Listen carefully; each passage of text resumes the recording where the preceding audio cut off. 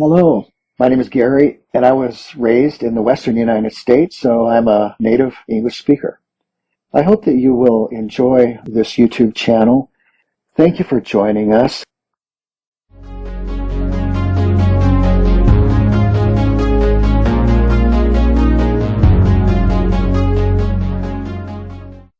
The Lord of the Rings by J.R.R. Tolkien, 1892 to 1973. Chapter 4, Part 2, A Shortcut to Mushrooms. They passed along the edge of a huge turnip field and came to a stout gate. Beyond it, a rutted lane ran between low, well-laid hedges toward a distant clump of trees. Pippin stopped. "I know these fields and this gate," he said. "This is Bramfurlong, old Farmer Maggot's land. That's his farm away there in the trees." "One trouble after another," said Frodo, looking nearly as much alarmed as if Pippin had declared the lane was the slot leading to a dragon's den. The others looked at him in surprise. "What's wrong with old Maggot?" asked Pippin. "He's a good friend to all the Brandybucks. Of course, he's a terror to trespassers and keeps ferocious dogs. But after all, folk down here are near the border and have to be more on their guard." "I know," said Frodo. "But all the same," he added, with a shamefaced laugh, "I am terrified of him and his dogs. I have avoided his farm for years and years. He caught me several times trespassing after mushrooms when I was a youngster at Brandy Hall. On the last occasion, he beat me and then took me and showed me to his dogs. 'See, lads,' he said, 'next time this young varmint sets foot on my land, you can eat him. Now see him off.' They chased me all the way to the ferry. I have never got over the fright, though I dare say the beasts knew their business and would not really have touched me." Pippin laughed. "Well, it's time you made it up, especially if you are coming back to live in Buckland. Old Maggot is really a stout fellow, if you leave his mushrooms alone. Let's get into the lane, and then we shan't be trespassing. If we meet him, I'll do the talking. He is a friend of Mary's, and I used to come here with him a good deal at one time." They went along the lane until they saw the thatched roofs of a large house and farm buildings peeping out among the trees ahead. The Maggots and the Puddifoots of stock, and most of the inhabitants of the Marish, were house dwellers, and this farm was stoutly built of brick and had a high wall around it. There was a wide wooden gate opening out of the wall into the lane. Suddenly, as they drew near, a terrific baying and barking broke out, and a loud voice was heard shouting, "Grip, Fang, Wolf, come on, lads!" Frodo and Sam stopped dead, but Pippin walked on a few paces. The gate opened, and the three huge dogs came pelting out into the lane and dashed towards the travelers, barking fiercely. They took no notice of Pippin, but Sam shrank against the wall, while two wolfish-looking dogs sniffed at him suspiciously and snarled if he moved. The largest and most ferocious of the three halted in front of Frodo, bristling and growling. Through the gate there now appeared a broad, thick-set hobbit with a round red face. "Hallo, hallo, and who may you be, and what may you be wanting?" he asked. "Good afternoon, Mr. Maggot," said Pippin. The farmer looked at him closely. "Well, if it isn't Master Pippin, Mr. Peregrine Took, I should say," he cried, changing from a scowl to a grin. "It's a long time since I saw you round here. It's lucky for you that I know you. I was just going out to set my dogs on any strangers. There are some funny things going on today. Of course, we do not get queer folk wandering in these parts at times." "Too near the river," he said, shaking his head. "But this fellow was the most outlandish I have ever set eyes on. He won't cross my land without leave a second time, not if I can stop it." "What fellow do you mean?" asked Pippin. "Then you haven't seen him?" said the farmer. "He went up the lane toward the causeway not a long while back. But perhaps you'll come along inside and we'll pass the news more comfortable. I've a drop of good ale on tap, if you or your friends are willing, Mr. Took." It seemed plain that the farmer would tell them more, if allowed to do it in his own time and fashion, so they all accepted the invitation. "What about the dogs?" asked Frodo anxiously. The farmer laughed. "They won't harm you, not unless I tell them to. Here, Grip, Fang, heel!" he cried. "Heel, Wolf!" To the relief of Frodo and Sam, the dogs walked away and let them go free. Pippin introduced the other two to the farmer. "Mr. Frodo Baggins," he said. "You may not remember him, but he used to live at Brandy Hall." At the name Baggins, the farmer started and gave Frodo a sharp glance. For a moment, Frodo thought that the memory of stolen mushrooms had been aroused, and that the dogs would be told to see him off. But Farmer Maggot took him by the arm. "Well, if that isn't queerer than ever," he exclaimed. "Mr. Baggins, is it? Come inside, we must have a talk." Then they went into the farmer's kitchen and sat by the wide fireplace. Master Maggot brought out beer in a huge jug and filled 4 large mugs. It was a good brew, and Pippin found himself more than compensated for missing the golden perch. Sam sipped his beer suspiciously. He had a natural mistrust of the inhabitants of other parts of the Shire, and also he was not disposed to be quick friends with anyone who had beaten his master, however long ago. After a few remarks about the weather and the agricultural prospects, which were no worse than usual, Farmer Maggot put down his mug and looked at them all in turn. "Now, Mr. Peregrine," he said, "where might you be coming from, and where might you be going to? Were you coming to visit me? For if so, you had gone past my gate without my seeing you." "Well, no," answered Pippin. "To tell you the truth, since you have guessed it, we got into the lane from the other end. We had to come over your fields, but that was quite by accident. We lost our way in the woods, back near Woodhall, trying to take a shortcut to the ferry. If you were in a hurry, the road would have served you better," said the farmer, "but I wasn't worrying about that. You have leave to walk over my land, if you have a mind, Mr. Peregrine. And you, Mr. Baggins, though I dare say you still like mushrooms," he laughed. "Ah, yes, I recognize the name. I recollect the time when young Frodo Baggins was one of the worst young rascals of the Buckland. But it wasn't mushrooms I was thinking of. I had just heard the name Baggins before you turned up. What do you think that funny customer asked me?" They waited anxiously for him to go on. "Well," the farmer continued, approaching his point with slow relish, "he came riding on a big black horse in at the gate, which happened to be open, and right up to my door. All black he was himself, too, and cloaked and hooded up as if he did not want to be known. Now, what in the Shire can he want? I thought to myself, we don't see many of the big folk over the border, and anyway, I had never heard of any like this black fellow. 'Good day to you,' I says, going out to him.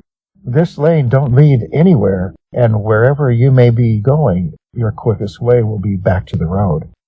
I didn't like the looks of him, and when Grip came out, he took one sniff and let out a yelp as if he had been stung. He put down his tail and bolted off howling. The black fellow sat quite still. 'I come from yonder,' he said, slow and stiff-like, pointing back west over my fields. 'If you please, have you seen Baggins?' he asked in a queer voice, and bent down toward me. I could not see any face, for his hood fell down so low, and I felt a sort of shiver down my back, but I did not see why he should come riding over my land so bold. 'Be off,' I said. 'There are no Bagginses here. You're in the wrong part of the Shire. You had better go back west to Hobbiton, but you can go by road this time.' 'Baggins has left,' he answered in a whisper. 'He is coming. He is not far away. I wish to find him. If he passes, will you tell me? I will come back with gold.' 'No, you won't,' I said. 'You'll go back where you belong, double quick. I give you 1 minute before I call all my dogs.' He gave a sort of hiss. It might have been laughing, and it might not. Then he spurred his great horse right at me, and I jumped out of the way only just in time. I called the dogs, but he swung off and rode through the gate and up the lane toward the causeway like a bolt of thunder. What do you think of that?" Frodo sat for a moment looking at the fire, but his only thought was how on earth would they reach the ferry. "I don't know what to think," he said at last. "Then I'll tell you what to think," said Maggot. "You should never have gone mixing yourself up with Hobbiton folk, Mr. Frodo. Folk are queer up there." Sam stirred in his chair and looked at the farmer with an unfriendly eye. "But you were always a reckless lad. When I heard you had left the Brandy Bucks and gone off to that old Mr. Bilbo, I said that you were going to find trouble. Mark my words, this all comes of those strange doings of Mr. Bilbo's. His money was gone in some strange fashion in foreign parts, they say. Maybe there is some that want to know what has become of the gold and jewels that he buried in the hill of Hobbiton, as I hear. Frodo said nothing. The shrewd guesses of the farmer were rather disconcerting. Well, Mr. Frodo, Maggot went on, I'm glad that you've had the sense to come back to Buckland. My advice is stay there, and don't get mixed up with the outlandish folk. You'll have friends in these parts. If any of these black fellows come after you again, I'll deal with them. I'll say you're dead, or have left the Shire, or anything you like. And what might be true enough, for as like as not, it is old Mr. Bilbo they want news of. Maybe you're right, said Frodo, avoiding the farmer's eye and staring at the fire. Maggot looked at him thoughtfully. Well, I see you have ideas of your own, he said. It is as plain as my nose that no accident brought you and that rider here on the same afternoon, and maybe my news was no great news to you after all. I'm not asking you to tell me anything you have a mind to keep to yourself, but I see you are in some kind of trouble. Perhaps you're thinking it won't be too easy to get to the ferry without being caught. I was thinking so, said Frodo, but we have got to try and get there, and it won't be done by sitting and thinking. So I'm afraid we must be going. Thank you very much indeed for your kindness. I've been in terror of you and your dogs for over 30 years, Farmer Maggot, though you may laugh to hear it. It's a pity, for I've missed a good friend, and now I'm sorry to leave so soon, but I'll come back perhaps one day, if I get a chance. You'll be welcome when you come, said Maggot, but now I've a notion. It's near sundown already, and we are going to have our supper, for we mostly go to bed soon after the sun. If you and Mr. Peregrine and all could stay and have a bite with us, we would be pleased. And so should we, said Frodo. But we must be going at once, I'm afraid. Even now it will be dark before we can reach the ferry. But wait a minute. I was going to say, after a bit of supper, I'll get out a small wagon, and I'll drive you all to the ferry. That will save you a good step, and it might also save you trouble of another sort. Frodo now accepted the invitation gratefully. To the relief of Pippin and Sam, the sun was already behind the western hills, and the light was failing. 2 of Maggot's sons and his 3 daughters came in, and a generous supper was laid on a large table. The kitchen was lit with candles, and the fire was mended. Mrs. Maggot bustled in and out. 1 or 2 other hobbits belonging to the farm household came in. In a short while 14 sat down to eat. There was beer in plenty, and a mighty dish of mushrooms and bacon, besides much other solid farmhouse fare. The dogs lay by the fire and gnawed rinds and cracked bones. When they had finished, the farmer and his sons went out with a lantern and got the wagon ready. It was dark in the yard when the guests came out. They threw their packs on board and climbed in. The farmer sat in the driving seat and whipped up his 2 stout ponies. His wife stood in the light of the open door. You be careful of yourself, Maggot, she called. Don't go arguing with any foreigners, and come straight back. I will, said he, and drove out of the gate. There was now no breath of wind stirring.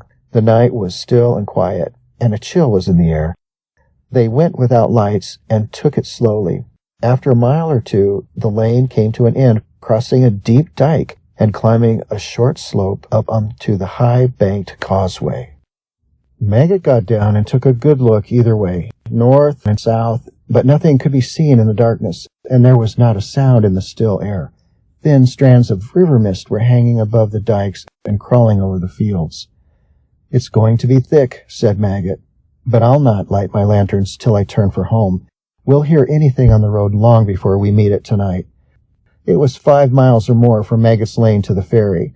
The hobbits wrapped themselves up, but their ears were strained for any sound above the creak of the wheels and the slow clop of the ponies' hooves.